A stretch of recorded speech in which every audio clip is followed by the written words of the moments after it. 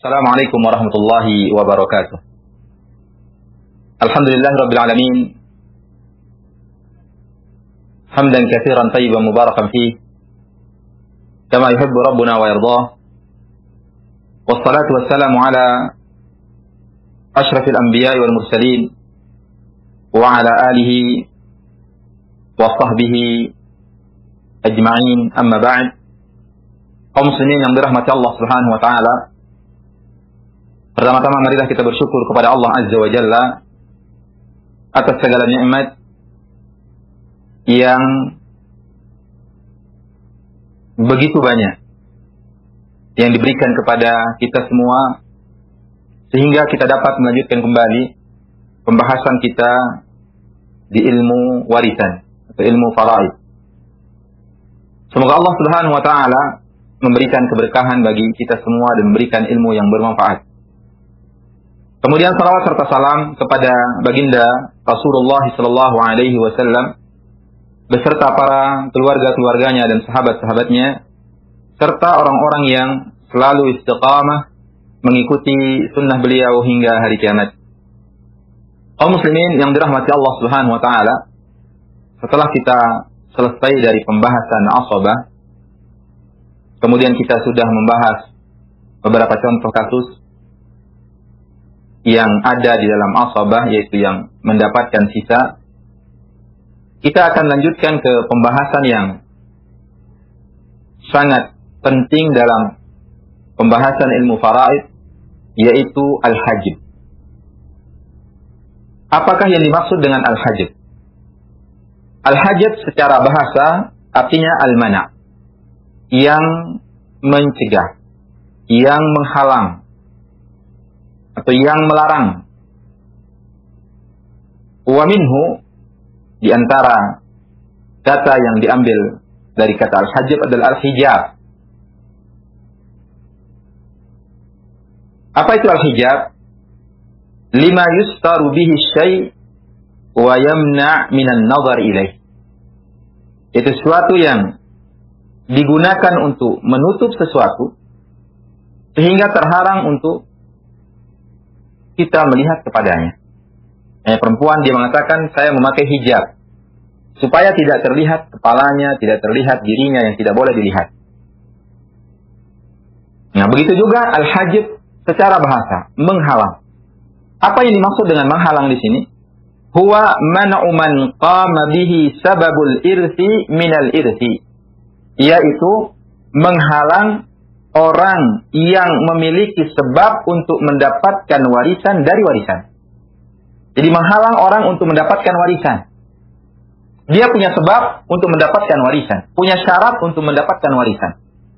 Akan tetapi karena ada penghalang sehingga dia tidak mendapatkan warisan. Penghalang di dalam warisan ini bisa jadi penghalang bil kulliyah, secara keseluruhan total tidak dapat, au min awfari hadzaihi, atau dia terhalang dari dapatnya yang lebih banyak.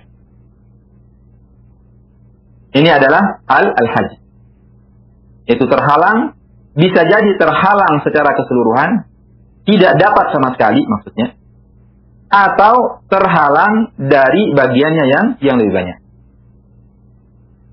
Kemudian al-hajb di dalam ilmu faraid terbagi menjadi dua. Yang pertama adalah hajb biwaqtin, yang kedua adalah hajb bisyakhsin, yaitu terhalang karena sifat yang dimiliki atau terhalang karena seseorang. Dia terbagi menjadi dua.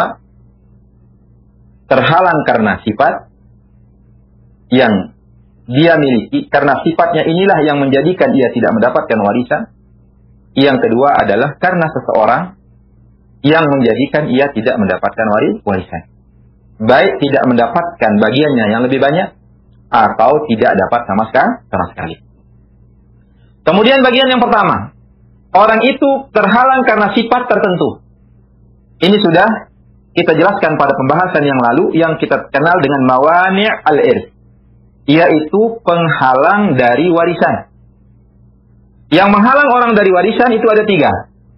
Yang pertama adalah al-qatl, pembunuh. Artinya seseorang membunuh warisannya, membunuh muwarisnya.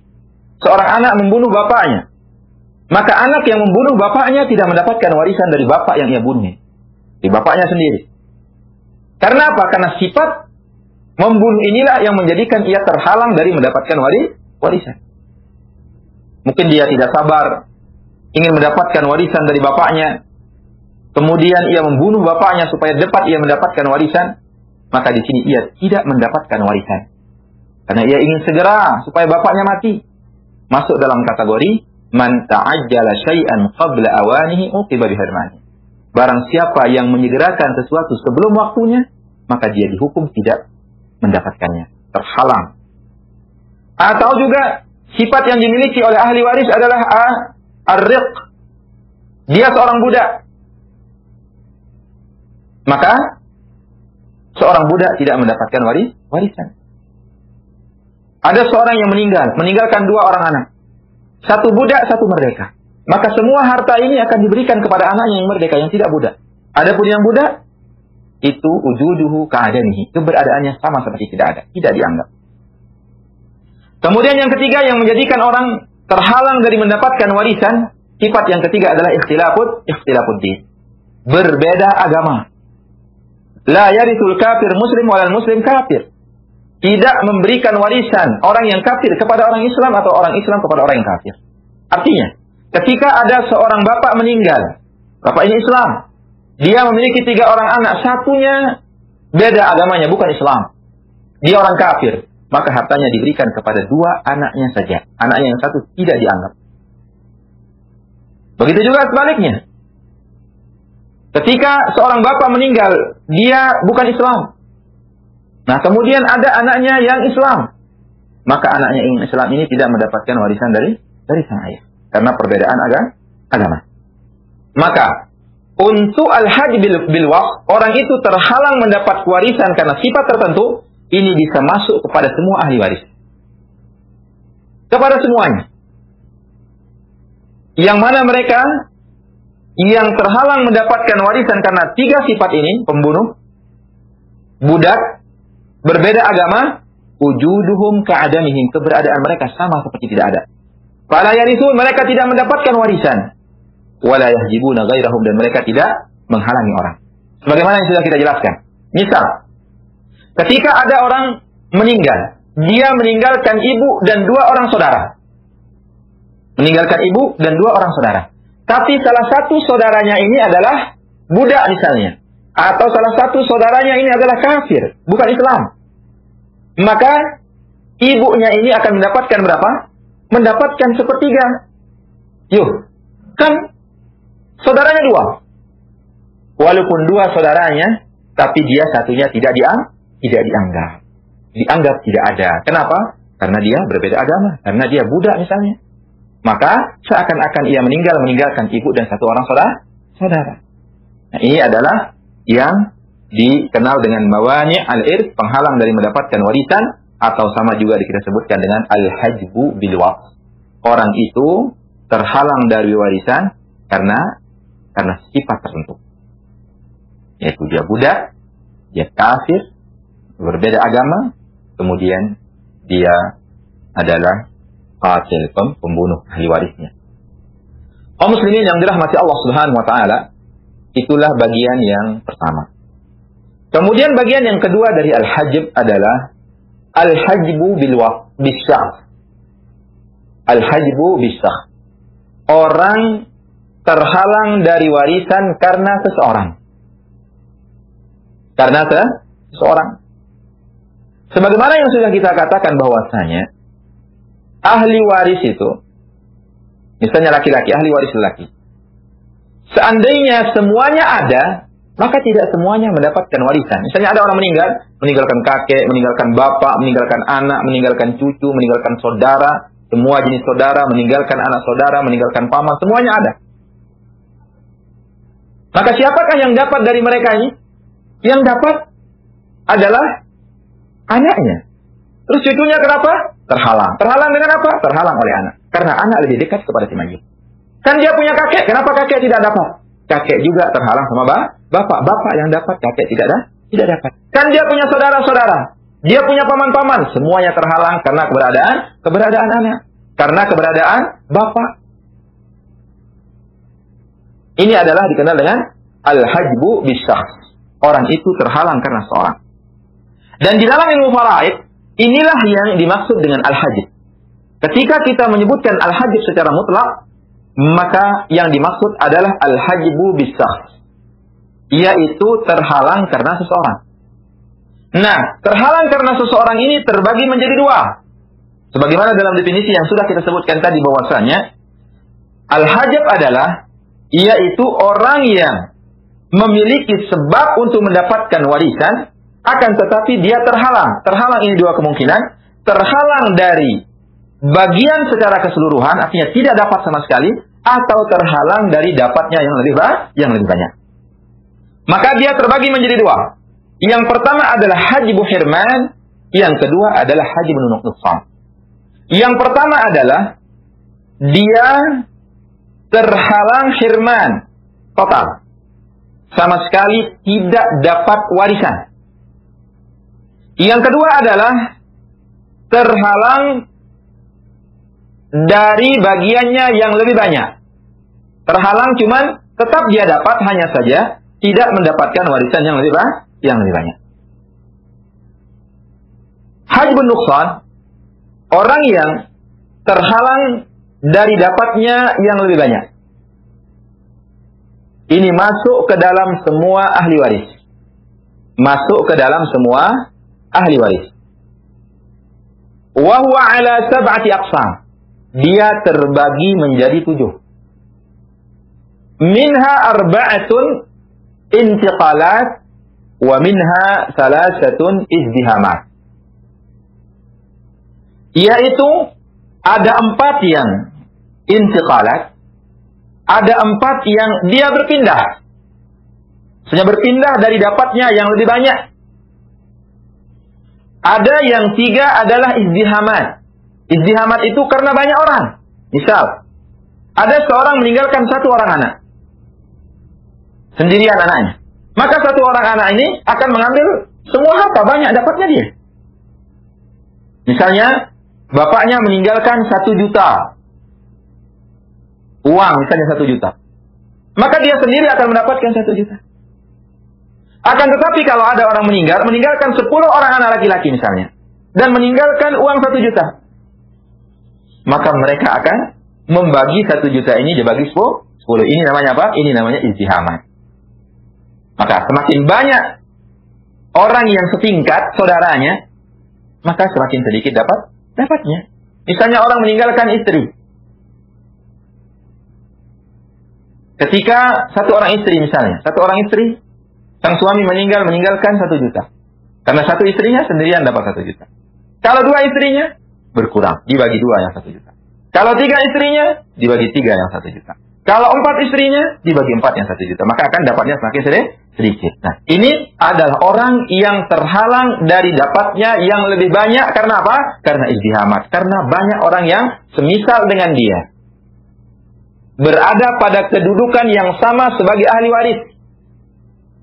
Maka karena kedudukannya sama, akan dibagi rata. Akan dibagi sama. Nah, ini dia kaum muslimin yang dirahmati Allah Subhanahu wa taala. Jadi, orang yang terhalang kurang dari dapatnya yang lebih banyak itu masuk ke dalam semua ahli waris. Akan tapi ia terbagi menjadi 2. 4 karena perpindahan dari satu bagian ke bagian yang lain. Kemudian 3 karena apa? Karena mereka banyak. Jadi bergabung dalam satu bagian. Kita mulai dari yang pertama. Orang yang berpindah dari satu bagian ke bagian yang lain. Yang pertama adalah intiqalun min fardin ila fardin aqalla minhu.